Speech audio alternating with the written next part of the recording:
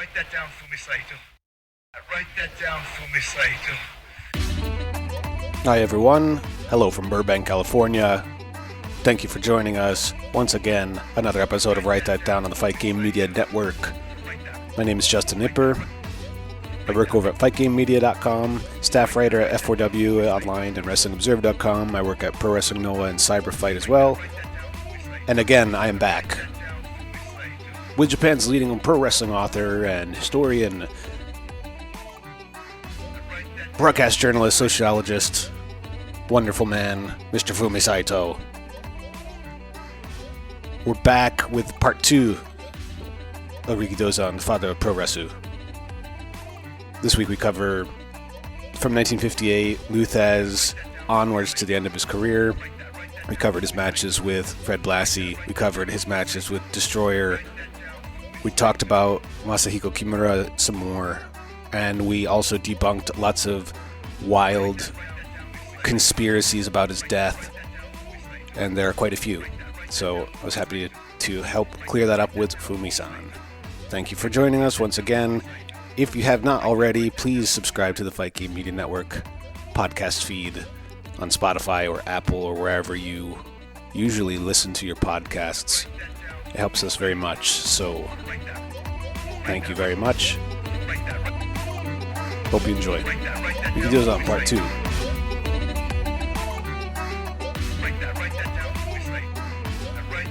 So, picking up where we left off last week, we talked about the year 1958. We talked about the year that Rikidozan finally beat Lou Thesz. Yeah, And 1958 summer in Los Angeles at the Olympic Olympic Auditorium. Auditorium. Yeah. So from there, let's talk about the rest of Rikidozan's career and how it kind of Yeah. went But up and out. this international heavyweight title is very important. That it really represent how he created his Rikidozan legacy story. That you would think if you beat Lou Thesz for the world title, wouldn't you videotape it or film it? Sure. Because he had, previously had like a world tour on, the color film even that he went to Hawaii and he's getting off a plane and everything's filmed. That he traveled to New York and bought a car like Chrysler and not quite Porsche yet, but the American made big car, and he's driving across the continent and everything is filmed. You know what I'm saying? And he had the nice suit on, and he's waving to the fans, and I think he even Yeah, went to like a visit Lou heroes Thesz. movie, right? Yeah.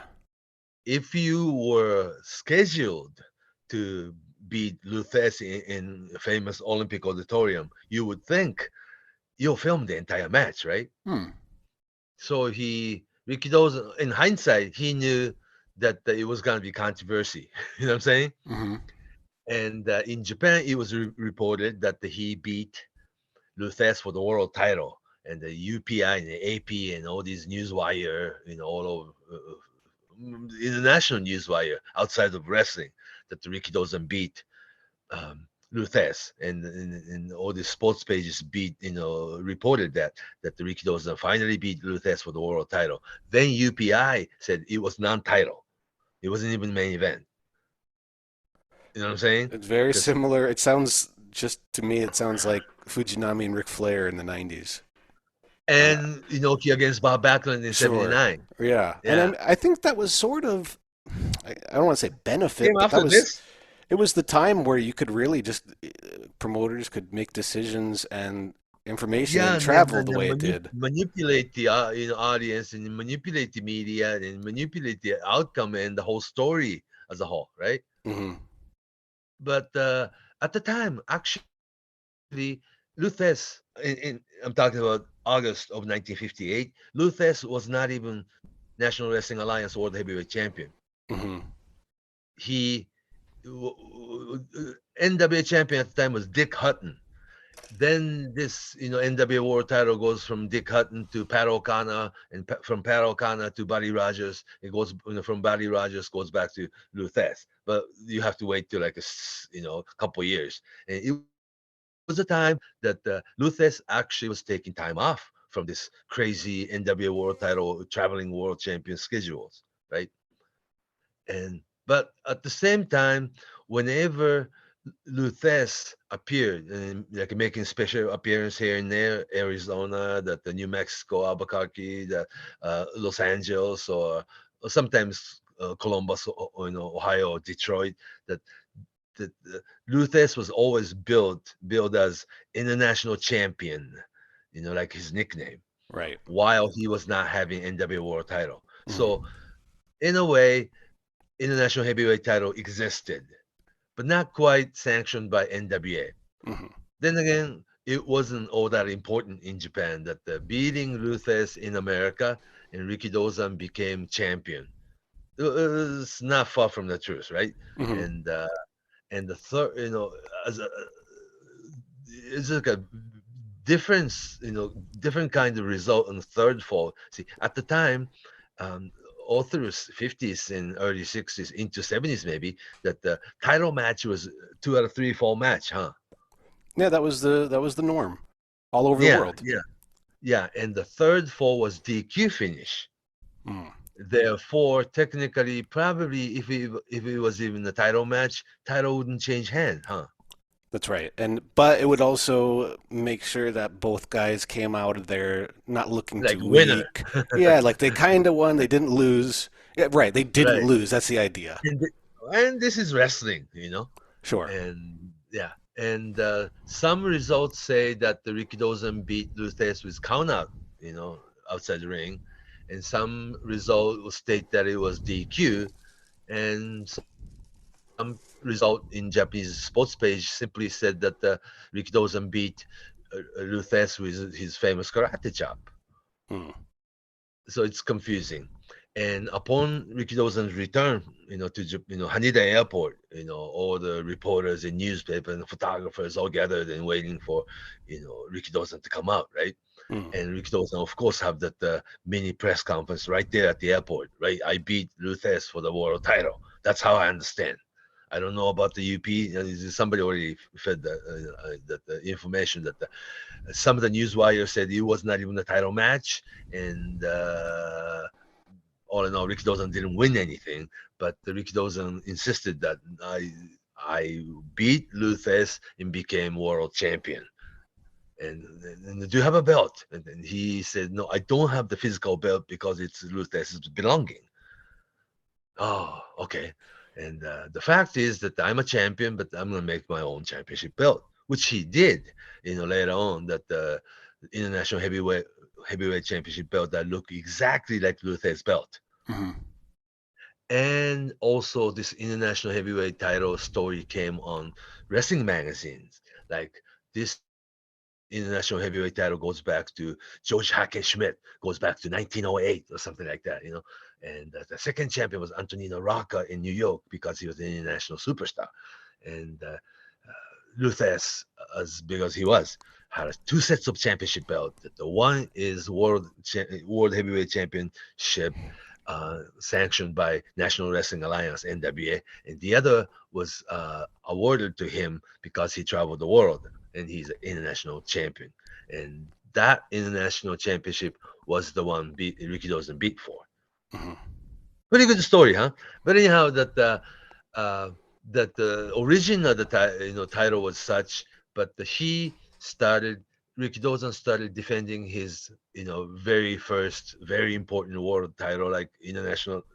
Well, that is to confuse people. Sometimes it was called world heavyweight champion, sometimes it was called international heavyweight champion, and the world and international was pretty much one and the same. Mm. In the one paragraph they used, in the newspaper article, in the one paragraph they used both names. That was a world title, that was an international heavyweight title, and this people think it's one and the same. Anyhow, he started defending his international title and stayed in Japan for the remainder of his career. So international heavyweight championship became the most important title in Japan. But that's a fact. Does that make sense?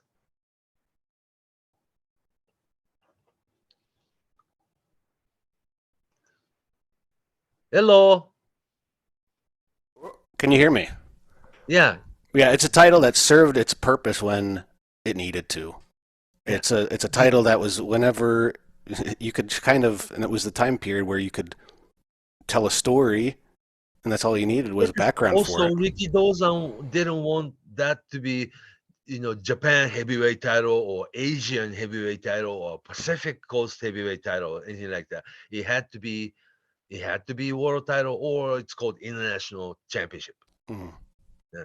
So for a native English speaker, the world champion and the international champion, which sound better? About the Uh, same?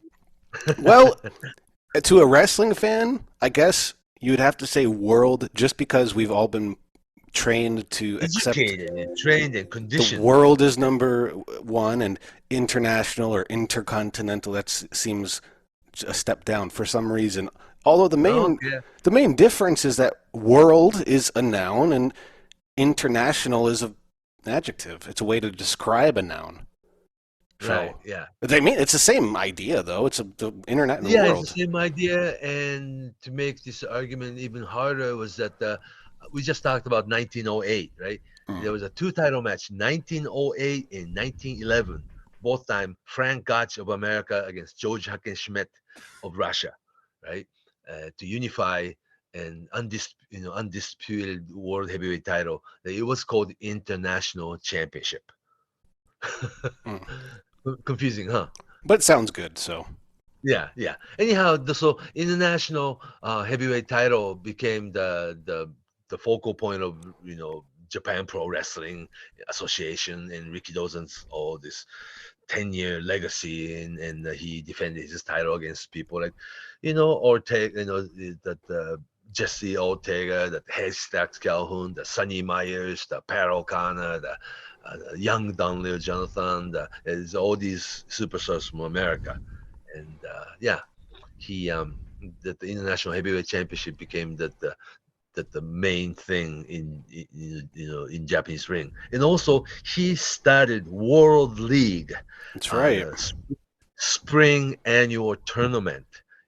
From like a 10 superstars from America, every spring come in for like a 8-week period and have this. Actually, it wasn't even. It's a tournament, but it was not a round robin. If it was round robin tournament, Japanese against Japanese will happen, right? It didn't happen. It was always Japanese wrestler against American wrestler, and sometimes American against American. It was just like, well, it didn't make perfect sense. But during this 6 to 8 week period, they go through this championship match and compete in points, you know. And the first annual World League tournament in 1959, the following year, people like Lord James Blair's, that Mr. Atomic. Mr. Atomic is a very first mask guy who came to Japan. It's probably not a politically correct now, huh? Because Mr. Atomic in Japan, oh my gosh, right? Yeah. Post-war period.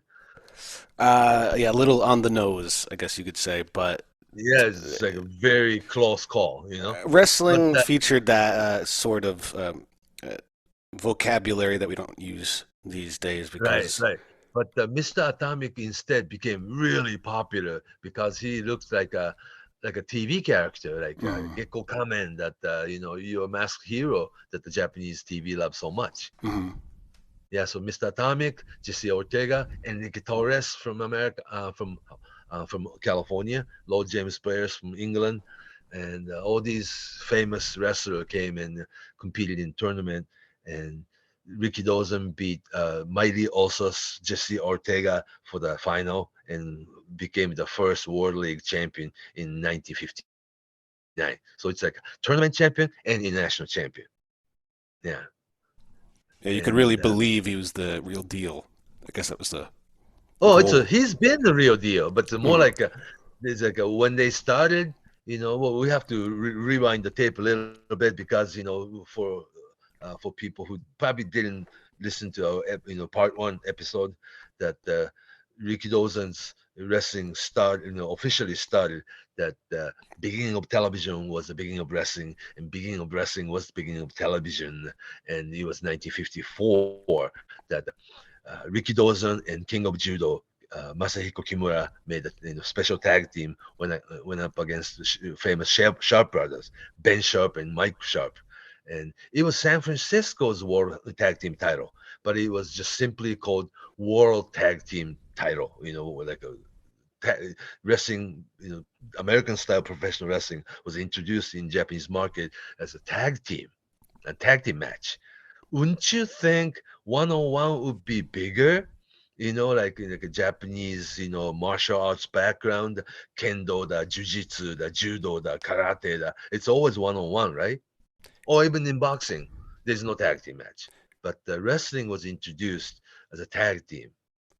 Was there any reason behind that? Was there a specific reason behind that, or it was just because I of? think Rikidozan was a great producer and great wrestling mind that he wanted to introduce professional wrestling as he studied in America. You know, that in single match situation, there's going to be a winner and loser, huh? And Hmm. he was so smart as a producer that he did not want to win that kind of, like a initial world championship in his TV debut. It had to be the long drama chasing the world, right? Hmm. Yeah. And also tag team situation will introduce you what the professional wrestling is about. Tag in, tag out, or doing things behind referee's back, or not just straight wrestling, but there's the showmanship in it, and there's a little bit of laughter in it, and the heat in wrestling term. It's like whole drama was introduced with tag team wrestling. Does that make sense?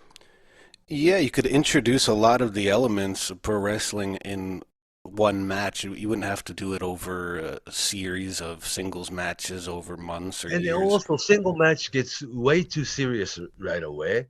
It was Sure. like more like a post-war period that the Japanese hero will go up against American not the hero but the villain, Hmm. and well actually the Sharp brothers are from Canada, they're not even American, but introduced as a big gaijin, right? And yeah, and also tag situations, Rikidozan did not lose. It was always Masahiko Kimura who took the fall. So smart, right?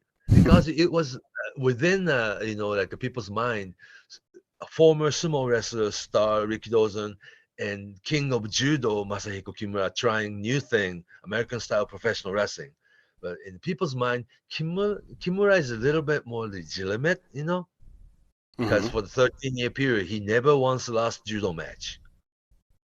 You know, Rikidozan was a sekiwake, not even ozeki, not even yokozuna. He was a senior class top sumo star, but he wasn't quite grand champion star.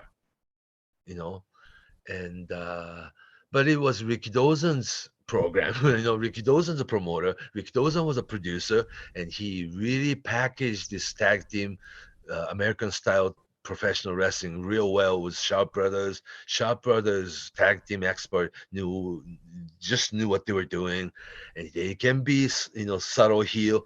They can be a big follow the rule babyface type wrestling. They were like the master of the craft. And well, Ricky Dawson actually met Shaw Brothers in San Francisco the previous year, and he knew that it took Shaw Brothers craft to introduce American style professional wrestling to Japanese TV, therefore Japanese market. And little did Kimura know, huh? you know, Hmm. because he actually Masahiko Kimura, the judo master, became professional wrestler in Hawaii 1 year before Rikidozan, actually, a Hmm. year before Rikidozan, and he went to Hawaii after this, the failed attempt of professional judo in 1950. See, there was a group of Kodokan judo people who wanted to become professional and run uh, like a professional judo, international judo association, like a pro wrestling, and want to run the show for money. But the people weren't ready to have professional judo as your sport entertainment. And also, Rikidozan was a much bigger star, like star aura, the way you carry yourself as a star. And all in all, Masahiko Kimura and his people, and the one who started professional judo was his name was Tatsukuma Ushijima, eighth degree judoka, black belt judoka. Post-war period, they wanted to make judo professional and ran the show, but really failed. And Kokichi Endo and the other judoka and Masahiko Kimura went to Hawaii to do the judo exhibition, ended up becoming professional wrestler. That's not exactly what he wanted to do, but the promoter who invited Kimura and the other judoka was that they were wrestling promoters. They were going to make them pro wrestlers, And Kimura just didn't. I mean, he was always amateur in a way, don't you think? Yeah, judo, the way it was, I mean, yeah, it was, you're right, it was presented at around the same time as pro wrestling. They didn't develop with each other, but there was a period of time where they were almost side by side, but not just in Japan, but places like Brazil. They were trying to do these And also big it was shows. 1950, yeah. And also he traveled, to mainland states and Mexico and Central America and finally Brazil. It was 1955 that the Kimura had the famous fight against Elio Gracie, the That's Grandpa right. Gracie. Yeah, and basically it's almost controversy too because he had this Kimura lock on, but the Elio never gave up. Somebody threw a towel in the Gracie family, and Elio Gracie himself didn't really tap out. So it was like Kimura beat him, but they didn't really defeat him, kind of thing. Yeah, there were also lots of issues with the Gracies and wanting specific kinds of rules that were not quite Right, judo, right. their own jujitsu. Um, I don't think any of it, it what it did was it helped the sportsmen, helped the people doing judo and jiu-jitsu, but it didn't really appeal to fans. None of it did. Right. And also for judo did not become international sport until 1968 Olympic. Hmm. You know, because it became Olympic official, sport that people started taking on judo, in the whole world. Now it's an international Olympic sport, but judo was staying in Japan and pretty much within Japan until like 1950s. Hmm. And Kimura was product of the time. Of course, he was a king of judo, but he wasn't making money other than being instructor and sensei, right? Hmm. And that professional judo thing really didn't make it. And he was invited by a promoter in Hawaii to be an judo instructor and also have judo exhibition in wrestling ring, and ended up becoming professional wrestler almost without knowing it. Anyhow, so the thing was, Kimura became professional wrestler 1 year before Rikidozan. They learned professional wrestling in two different places. Rikidozans met other people and became professional wrestler. And yeah, so it was like a former judoka and former sumo wrestler both taking on this new introduction of American professional wrestling, like a new sport, post-war sport. And there was an argument: is that a sport or an entertainment? It always was there. That the issue was there. But anyhow, that the very first televised match, Rikidozan and Masahiko Kimura got together and made a tag team, and went against Sharp Brothers. That was the beginning of the television and the beginning of wrestling.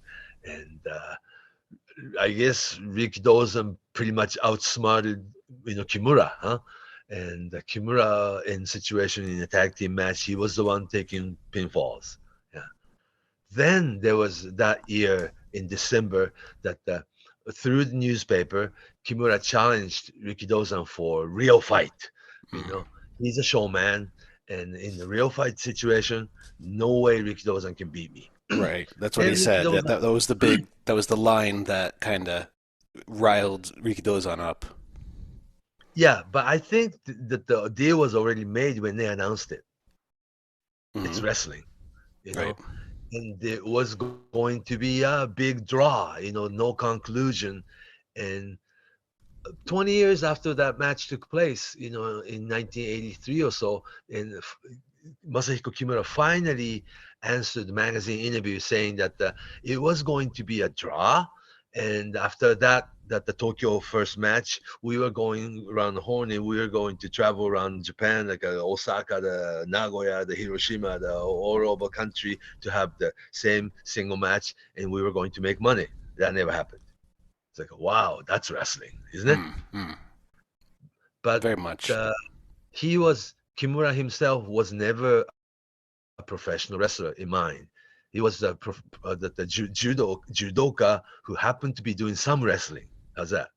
You know, when you put it that way, and you think about the whole canon of current Japanese pro wrestling, to me, there seem to be in Japan two general types of pro wrestlers, and ones who are more wrestler centric, who have a background and grew up as a wrestling fan, or wrestlers who like Kimura, Akira Maeda, Naoya Ogawa, even Satoru Sayama, and people incorporating real martial arts and or Shinya Hashimoto's to an extent, embracing Budo. Grew up as a big wrestling fan. He did, but he wasn't. When you think of him, you don't think of Olympic athlete or wrestler. You think of Shinya Hashimoto, and I think there was definitely there's a separation. There are two types of root wrestlers. There are wrestlers, and there are wrestlers who got their start in martial arts first. And I think we could see that split early on. Break down into smaller group too. Of course, it's very general. It's very general.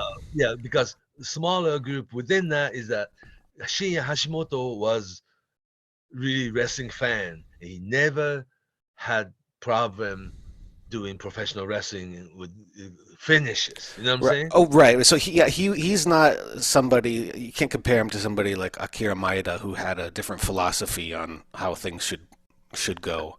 Hashimoto was a wrestler, too, but more like a alien, like a space alien, like who just happened to wander into wrestling world, like Furumo Yokozuna Kitao or Naoya Ogawa. Sure. Because they were never even wrestling fan, and they didn't want to lose. But you sense that tension from them every time. Yeah. So it's like there was a trust issue there, If you're a professional wrestler and wrestler, you trust your camaraderies. They're all, you're a professional wrestler. You don't injure yourself. You don't injure others. You know what I'm saying? And for Kitao or today's, Naoya Ogawa probably, and back then Kimura, I think winning and losing was everything because that's how they grew up. And they had problem with that, that the Rikidozan going over or something. But anyhow, that it was said it was going to be a draw, and instead the match took place in December. Rikidozan against Kimura, as history shows that Rikidozan basically beat him, to his home. He beat the shit out of him. I mean, in not a pro wrestling way, in a barroom brawl kind of way. Like a kick in the face and stuff. Just a toe to the face. But it was carefully, laid out too, because right before that, the video footage almost justifies that they were saying that the Kimura kicked Rikidozan in groin, and then Rikidozan got angry or something. That the story goes. You know what I'm saying? But that video footage really somewhat shows that, right, Kimura's kicking Rikidozan in the middle, and that seconds later Rikidozan, his face changes and start giving this karate thrust and a big like a palm thrust into the face, and I think there was just a straight fist to the face too from after that, closed fist. With this Kimura's background, he just sensed that right away. It's like something's definitely wrong, right? So I think he decided to lay there too, because if you get knocked out, you go backward, and the face up, right? But this time Kimura's face was down. It's like, no, I ain't doing this anymore. You know what I'm saying? There was one shot that drops him whether it was worked or not, I don't know, but it was a shot. I know what you mean. I thought the same. Maybe he was just playing dead, so Rikidozan would stop. But Yeah, but his face was actually sworn up too, mm, so that contact was made. hmm Yeah. So this is like that's like 60-year mystery that we can spend all night talking about this. right, yeah, But it was what happened, and with this one match, that made Rikidozan the king of this professional wrestling industry. And after that, Kimura didn't really spend much time with wrestling. Although he ran some his own shows though with Mexican, masked wrestlers. Then he went to Europe and went to Mexico and he did some wrestling for money. But eventually Kimura came back to Japan and went back to Takushoku University and became judo coach, and that's what he did the rest of his life. hmm He only wrestled what total of 4 years, 3 years, 4 years, but the Rikidozan's legacy just begun right there. You know what I'm saying? hmm Yeah. But anyhow, that fast forward a little bit. 1950, summer of 1958 in Los Angeles, without filming it, just still photos that, as evident, uh, uh, Rikidozan beat Lou Thesz for the international title. And the international title in Japan was created, and he stayed in Japan. It's still part of All Japan's Triple Crown 7 years later. Yeah. And following year, 1959, the World League tournament starts. 59, 60, 61, 63, 62, 63. So 5-year period. That was the main thing until his death. Spring tournament. This spring tournament tradition remains with today's All Japan, or Giant Baba's All Japan's champion Carnival. And Anthony Inoki's New Japan Pro Wrestling first 5 years at the Madison Square Garden series, all kinds of New York superstar from WWF, that the partnership with Vince McMahon Sr., that New Japan had Madison Square Garden series for spring tournament, and it became IWGP tournament before IWGP became heavyweight title to be defended. That it was spring tournament thing. Then in December you have tradition of tag team tournament thing, right? Yeah. So that the calendar year was created back then. And I mean, you could even trace it back today to something like the G1, or again the All Summer Japan, this tournament, yeah, yeah. All Japan's version of Champion Carnival, N1, or women's have it with Stardom's Grand Prix.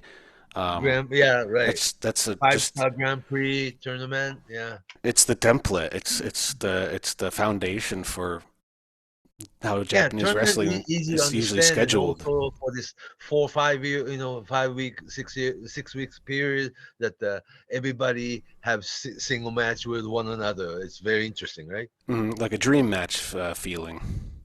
Yeah, yeah. So 59, he beat Jesse Ortega to win the championship. Following year, he beat Leon Amelini for the final, which is good because Leon Amelini, like a former 49ers football player. Big Leon guy. Amelini, yeah, Leon Amelini was the one one of the wrestlers Rikidozan lost during his stay in America. Between 53 to 54, 1 year period, Rikidozan spent one whole year in America learning business, right? To be a promoter, to be a superstar, to be a TV producer, and whole bit. That the three wrestlers reportedly he lost, was Leon Amelini and Red Scorpion Tom Rice and Fred Atkins, three wrestlers. So there was a revenge time that the 1960s World League Tournament final, Rikidozan finally beat this big football superstar, Leon Amelini. Mm, Interesting, huh? mm. And the third annual was a 63, where they had Carl Krauser, that later on Carl Gotch, right? And Great Antonio. Probably Great Antonio. When you talk about Great Antonio, decades later, Inoki beat the shit out of, right? It's kind of famous story. Yeah, yeah. But that original, the Great Antonio's original tour was 1961, the third annual World League tournament. And also that the final of the tournament was Rikidozan against Mr. X, that big, gynecologist, black mask guy. The inside was Dr. Bill Miller, and big superstar from AWA. Anyhow, that the Rikidozan beat Mr. X, the big black man, that the dark mask guy, for the final. And Korogachi's German suplex was introduced that year. And young 18, 19-year-old, Inoki in ringside being a ring boy, that the witnessing the Korogachi's German suplex. Yeah. So that little bit of history there. And actually, this 19-year-old Antonio Inoki participated in the World League tournament too, the fourth annual, in 1962.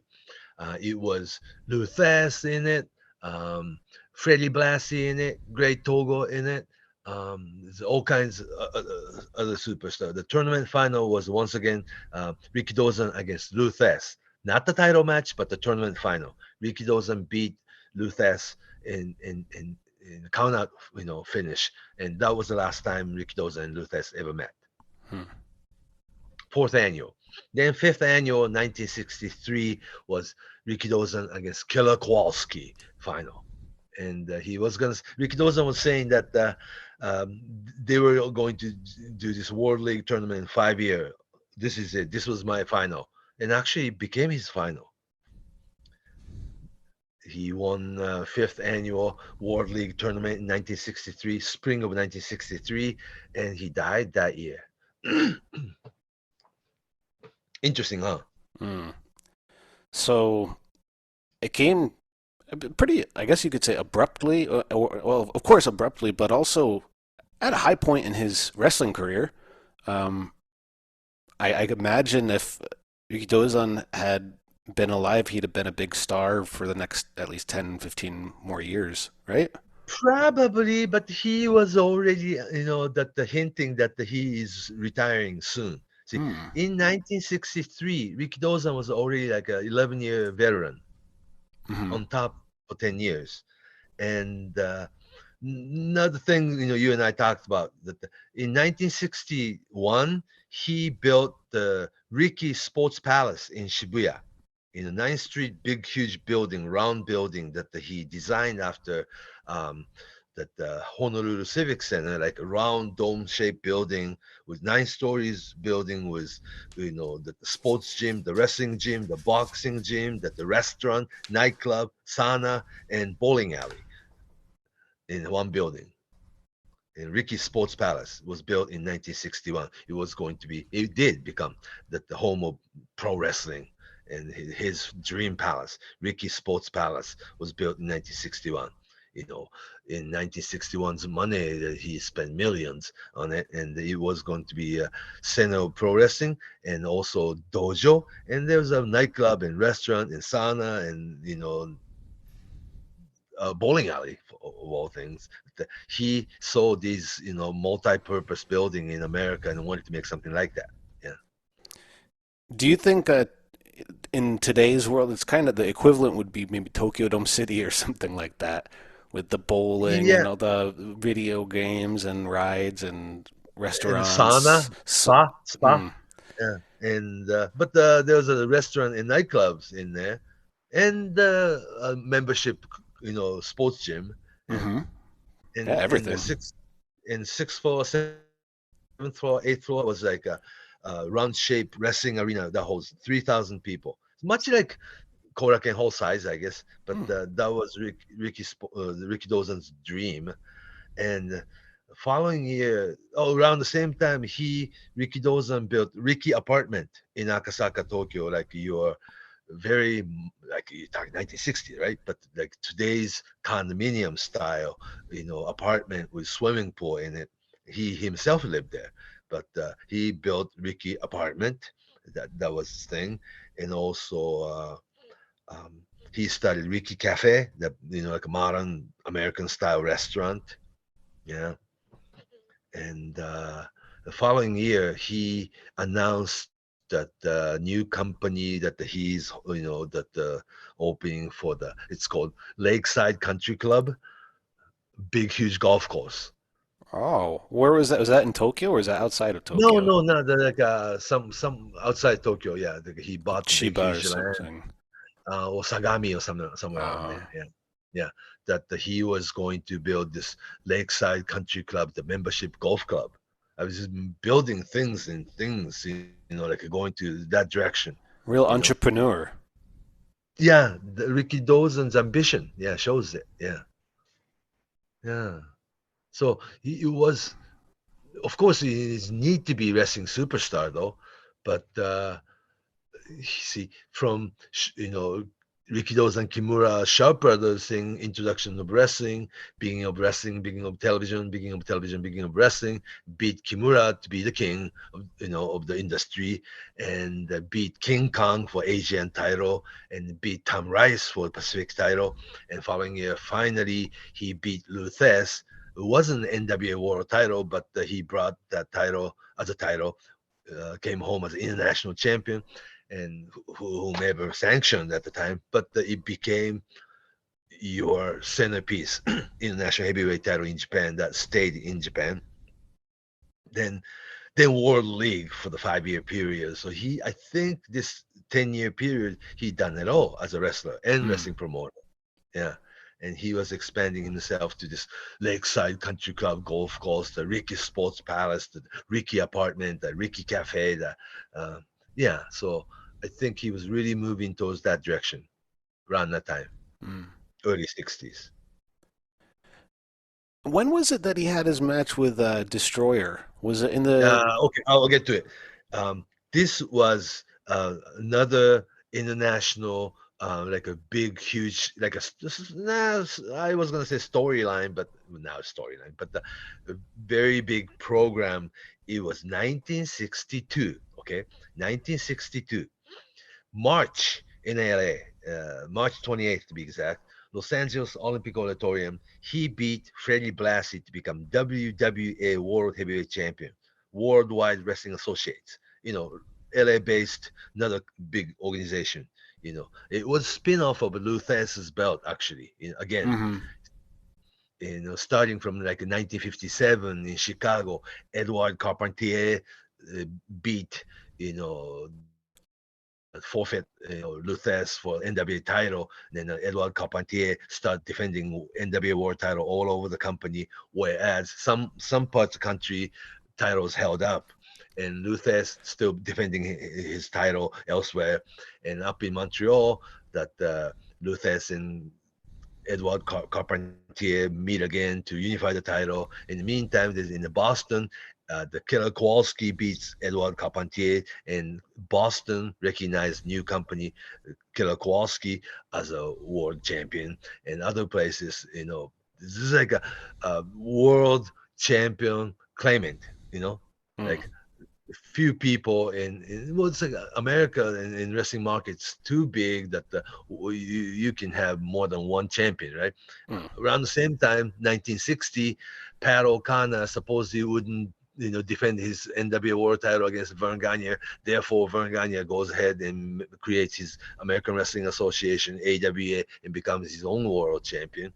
And Edouard Carpentier came to LA as a person who beat Lou Thesz. Then Freddie Blassie beat Edouard Carpentier to become WWA World Champion. That's what I'm getting to. And Rikidozan beats Freddie Blassie to become WWA World Champion in March 28th of 1962. And following month, in April 23rd in Tokyo, both Freddie Blassie and Rikidozan come back from LA and has Rikidozan's very first title defense. Okay, then the Rikidozan beat Freddie Blassie again, world champion, world champion. Then July of that year, July 26th, 1962, it goes back to LA and champion Rikidozan against challenger Freddie Blassie. That Rikidozan got so bloody, and the referee stopped the match and awarded the title back to Freddie Blassie. How's that? That was a Pretty. big program. Yeah, I mean, those last couple of years, those were big. Yeah, like you said, big programs, and Rikidozan was even more, um, becoming even more well known in the States. Yeah, but what was interesting is though that I saw the program from LA that night. Hmm. saying it was the match of century. WWE World Champion Rikidozan against NAWA whatever World Champion Fred Blassie. Both were billed as world champion that night, Hmm. like unifying world title, not Freddy Blassie being challenger or anything like that. But in Oh, Japan, it was reported champion Rikidozan against challenger Freddy Blassie. That's it. it's Yeah, and confusing. very confusing. And also, this see Rikidozan against Freddy Blassie, 1962, March, April, July. This three city, LA, Tokyo, back to LA. This three big title match, right? It's a big program, huh? Hmm. During that time period, this Rikidozan's own international heavyweight title was ignored. Sort of like a Rikidozan didn't really defend his international heavyweight title once that year. It just you're supposed to forget about it or something.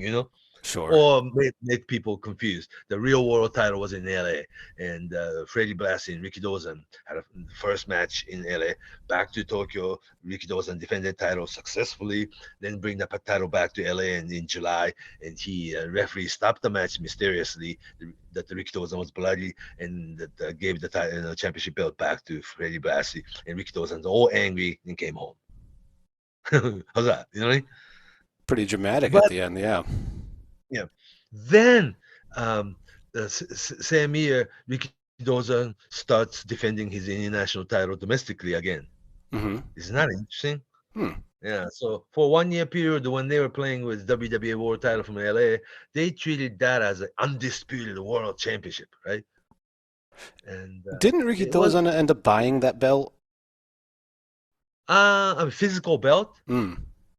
I don't know because there's like a photos of this Dick by a Destroyer wearing a Lou Thesz looking belt, and there's like lots of publicity photo that the Freddie Blassie wearing Lou Thesz belt, and this Ricky Dozan was always wearing this Lou Thesz looking belt in Japan too. So there must be more than one physical belt Hmm. of that design, It must be, yeah. and they always treated that as international heavyweight title too.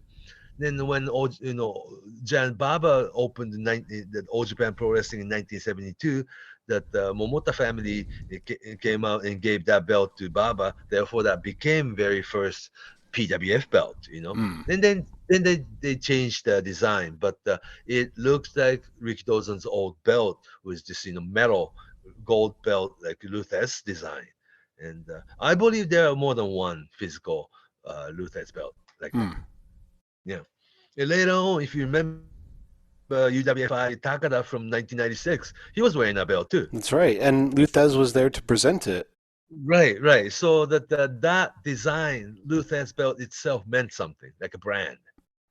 I Yeah, see. yeah. But that's another subject for another day. So 1962, Rikidozan Freddy Blassie program was really big. LA, Tokyo, LA, really international flavor, right? Hmm. And Rikidozan winning the belt, but losing it not really losing it. I mean, losing it by not being defeated. How's that? Yes. Yeah, yeah. Then there's Rikidozan's very last famous program against Dick Bayer Destroyer. That was actually the best program Rikidozan had, and sadly, that was his last program. Yeah, that was 1963, following year, and his final year. Aside from World League. It was right after fifth annual World League tournament final. Rikidozan beating Killer Kowalski for the championship. The Dick Bayer Destroyer, the intelligent, sensational destroyer, right, Hmm. with white mask. He and suit and tie underneath. He comes into ring and challenges Rikidozan the final night of the World League tournament. Then there was like a 1 week tour that the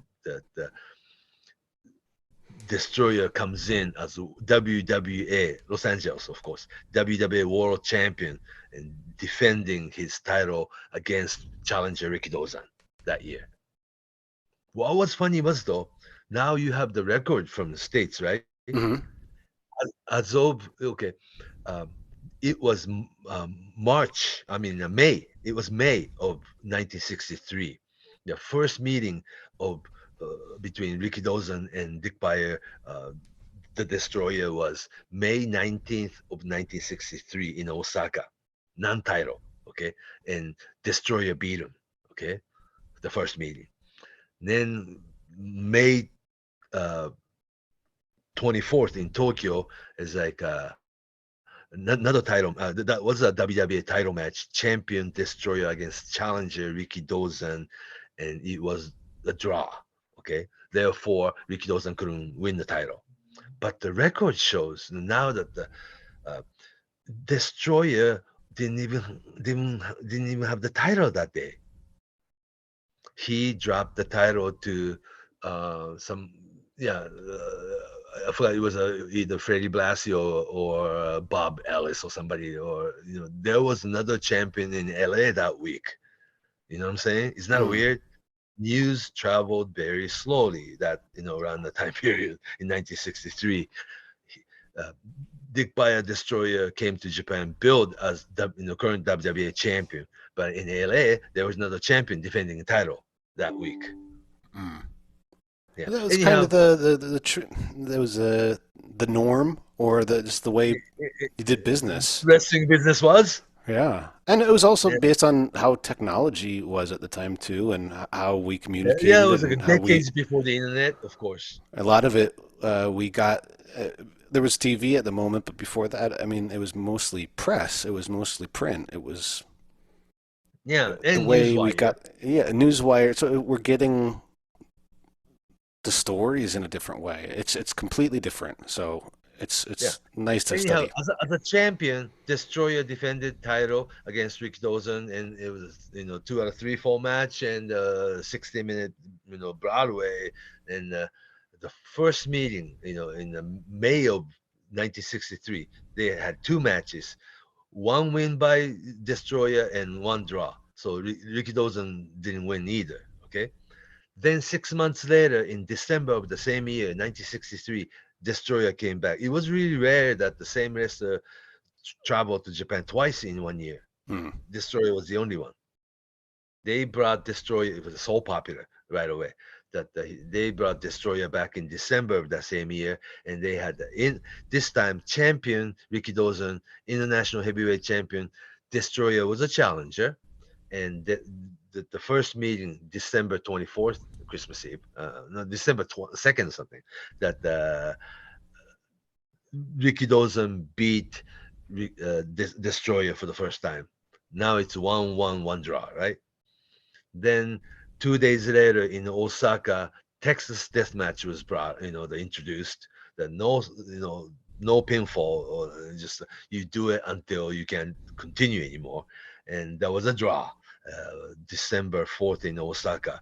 And so they had 4 single matches. Rikidozan in the Destroyer had 4 single match in one year, one win, one lose, one, two draw. So it's like a for Destroyer or for Rikidozan. One win, one lose, 2 draw in 4 matches. So it was like a to be continued if they didn't, if Rikidozan didn't pass.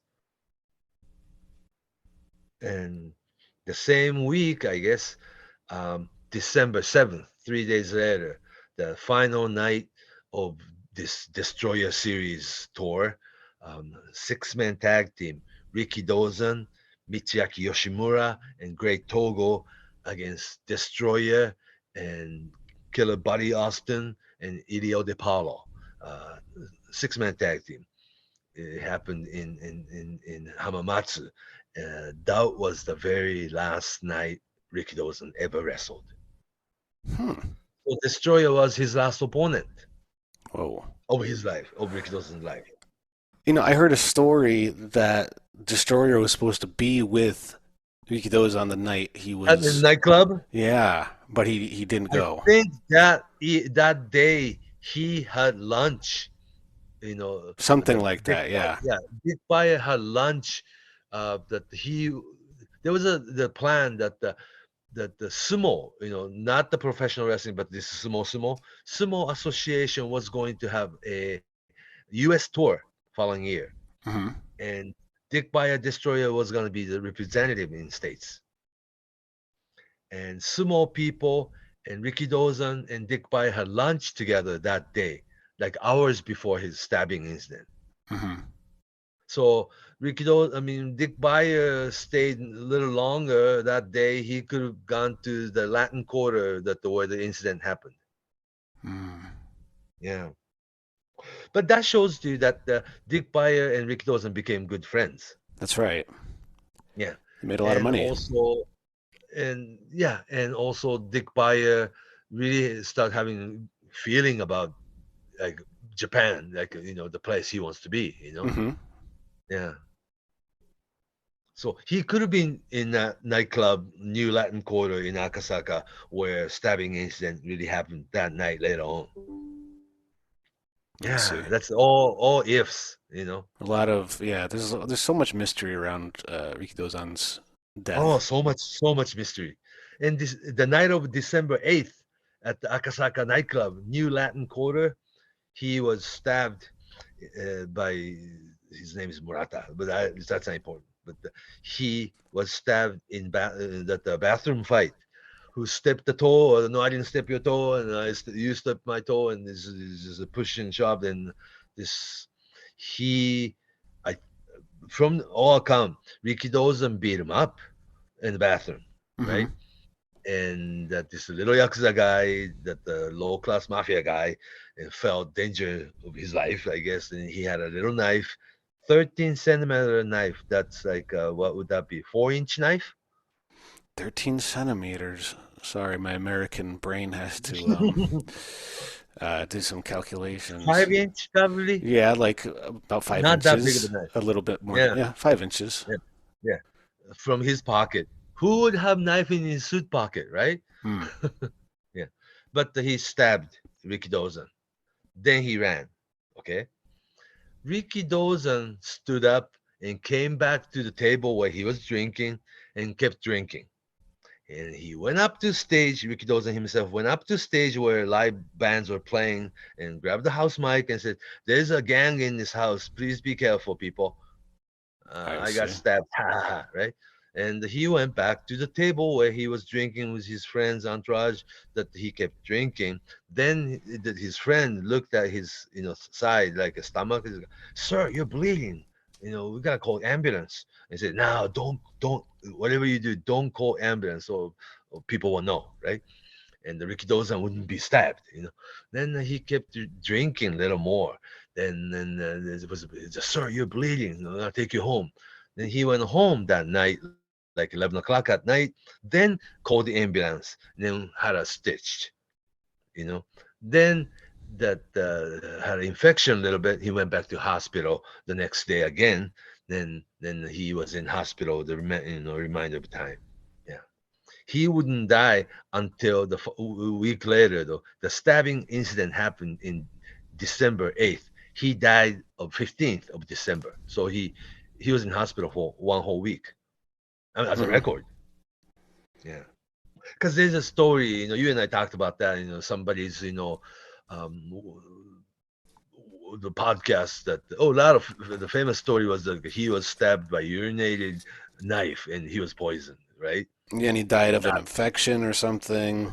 Not true.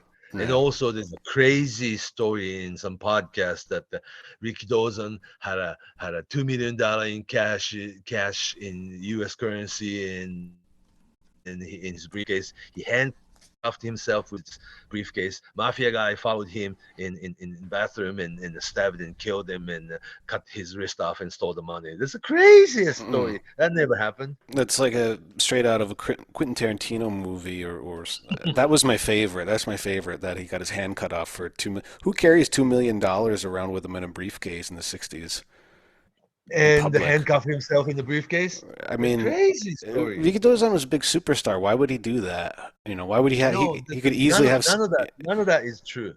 Yeah, He I was mean, just having good time at nightclub with his friends that night. That the entire schedule, match schedule and all the event schedule is done. The previous night was 6-man tag team was like Bayo and Buddy Austin, Leo DePaulo. He took train home and had a meeting with sumo people, and he was going to of all things, he was gonna help Sumo Association to go to America and have a tour, and his new friend Dick Bayo was gonna help Sumo Association in the LA side, and had a great meeting.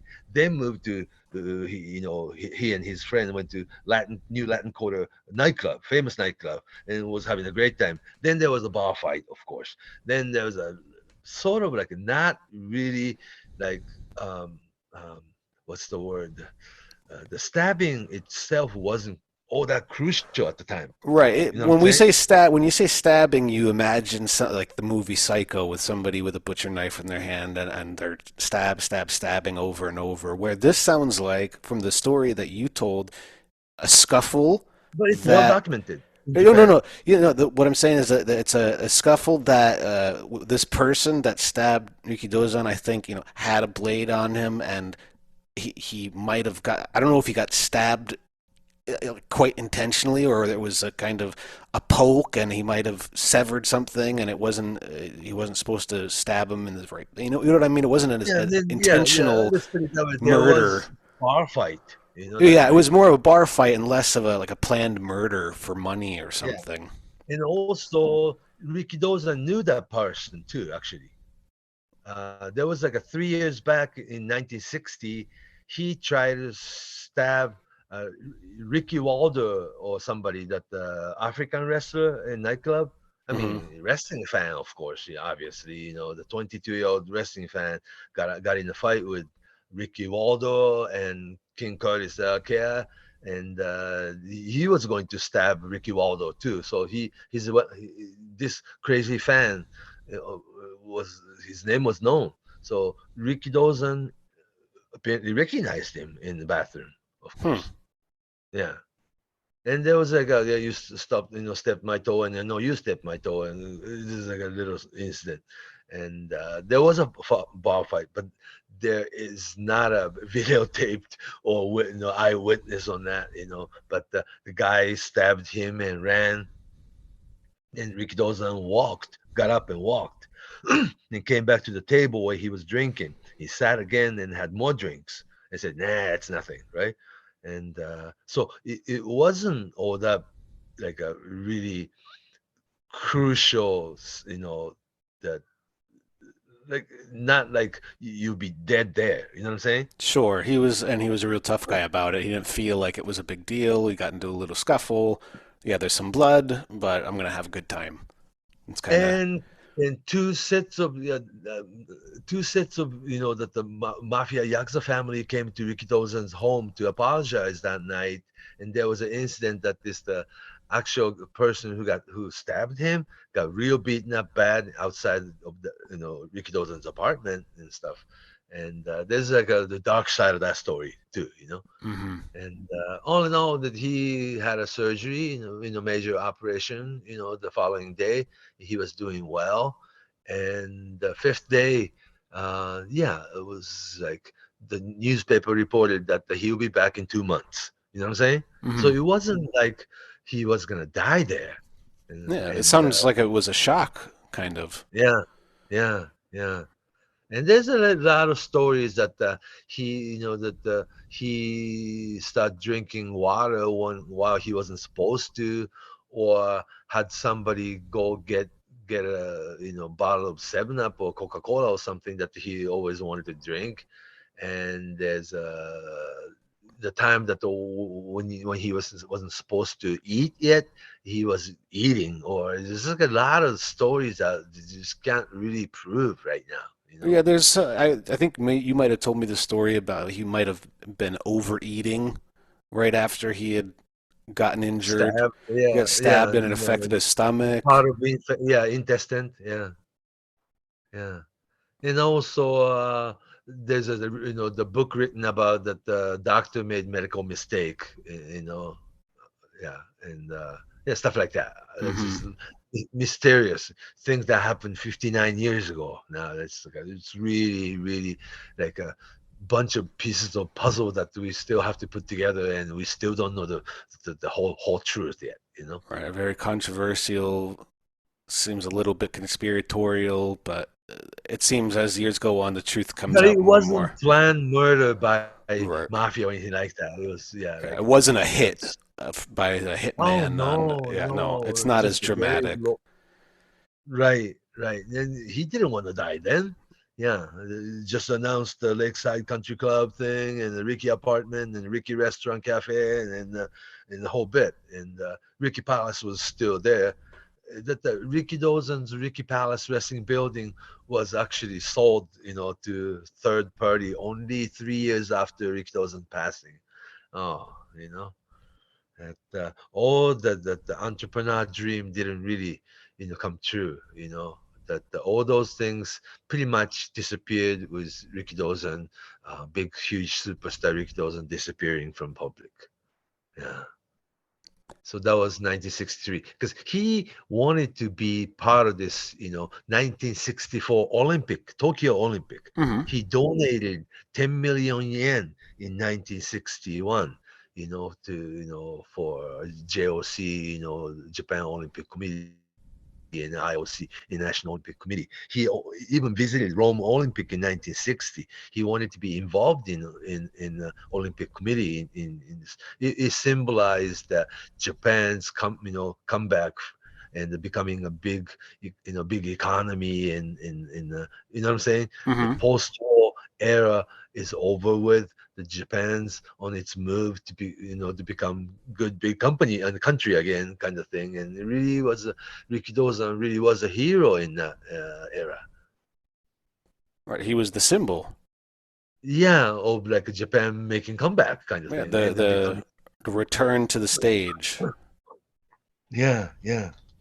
What was interesting that the fact he was from Korean Peninsula, for real, right? Was pretty well hidden that time period. For the 10-year Rikidozan superstar legacy, it was never talked about. That's why it was more secretive. More so than he wanted it to. Hmm. He had to be Japanese hero, huh? Yeah, because if he went the other way, it would have been a totally different story, wouldn't it? Yeah, but he did visit Korea in 1962, and it wasn't even publicized. Yeah, he went to South Korea that time in 1962 and met with a lot of famous, like important politician. That the day really, Korean people really, thought that Rikidozan is one of them, and he was going to have a show in South Korea if he lived longer. You know, yeah. So a lot of things that it was planned that never took place. So we don't know about it. Mm. And the December of 1963. Yeah, he died 59 years ago. And today's, as we're talking, it's December 22nd, right?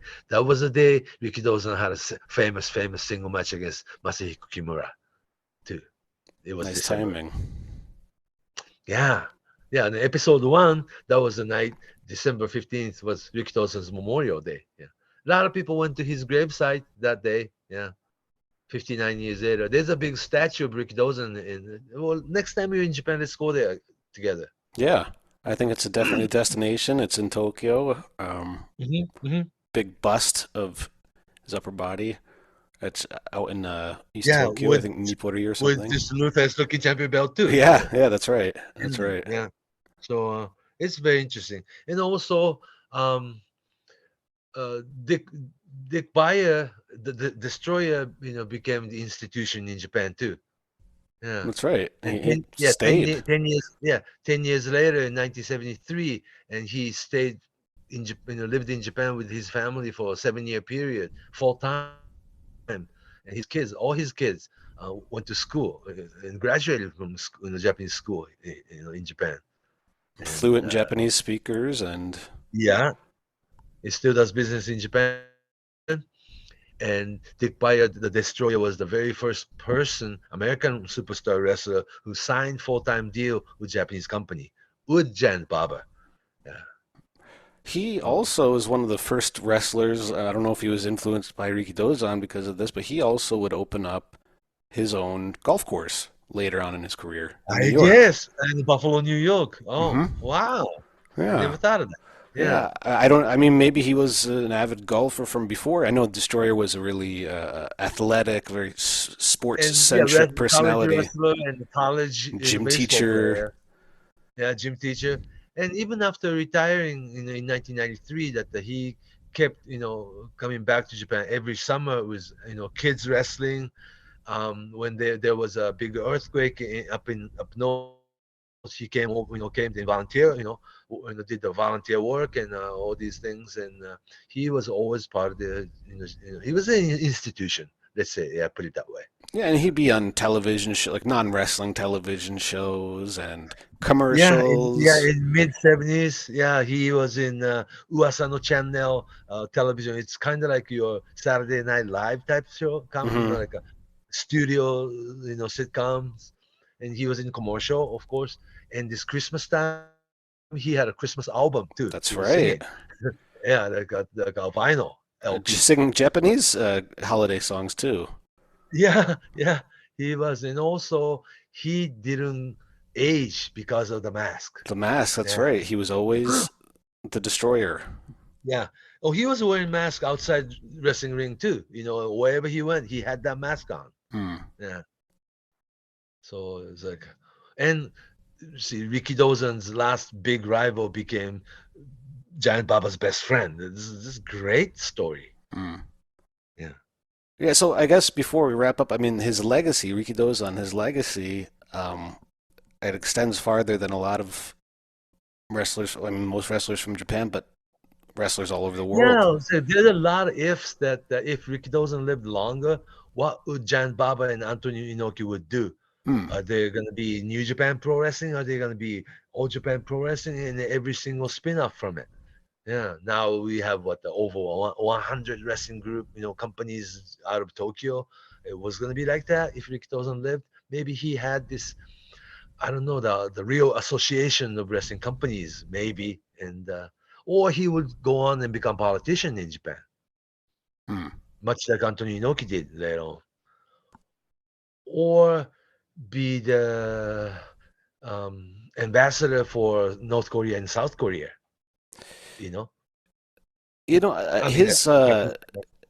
I how much a lot of his family they still live in Korea, or are they living in Japan these days, or There's another mysterious part that he had the daughter in Korea too, Mhm. and he apparently he married in Japan about 3 times, I see. and yeah, 2 sons, 2 daughters, older daughter and younger daughter. And actually, 1963, he married to uh, Keiko Tanaka, the 21-year-old, that the JAL, that the flight attendant. Spokesperson. Yeah, and when Rikidozan passed, she was pregnant, so that the girl, her name is Hiromi, she was born after Rikidozan died. That's also Uh, Rikidozan's daughter. So there's like a one, two, three, four, at least 5 known children of Rikidozan. mhm. One in North Korea apparently, and the Yoshihiro and yeah, uh, yeah. So now Rikidozan's granddaughter and everything. But yes, that family, that tree is very complicated too with him. Mhm. But Everything is pretty mysterious, he huh? he did have two sons that would continue on into the wrestling business.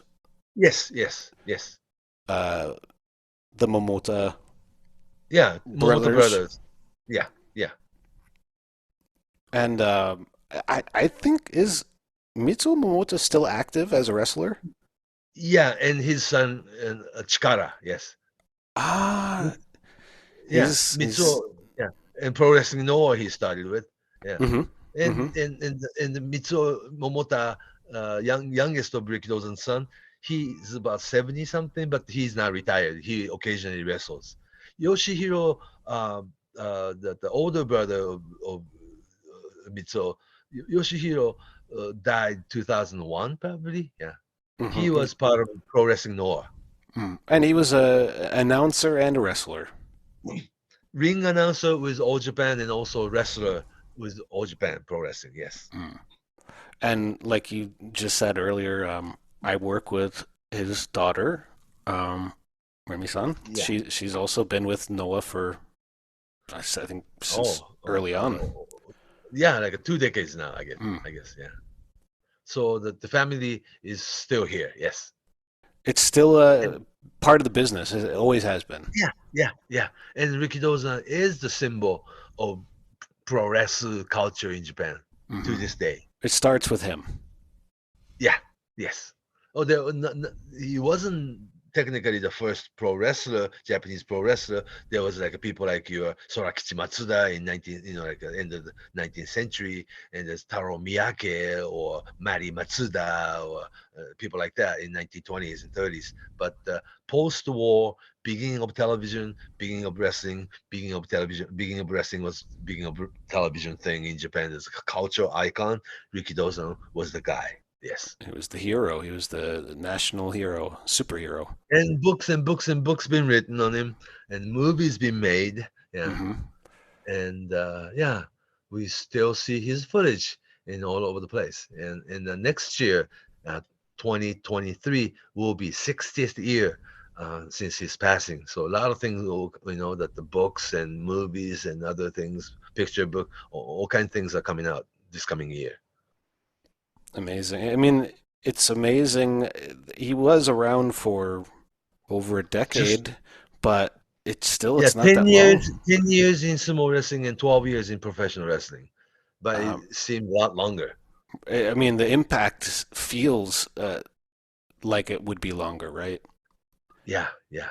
So, And everybody who was there remembers like the post-war modern Japan period that Rikidozan was your television star, the most famous person.